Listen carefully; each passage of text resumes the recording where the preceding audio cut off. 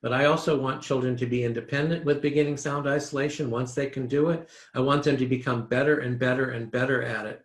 So I'm going to give them the opportunity to do these cards independently, to put a game piece in the top box, find the other pictures that start with the same beginning sound. I love the idea of giving children choice of activities. I love repetition. It's my best friend in the classroom.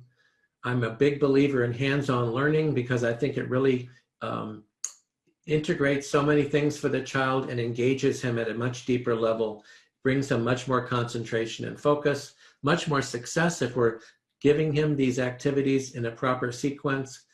And also, I love the fact that children need and want to be independent. This is another independent beginning sound isolation game. Again, the child's beginning sound isolation becomes stronger and better every day.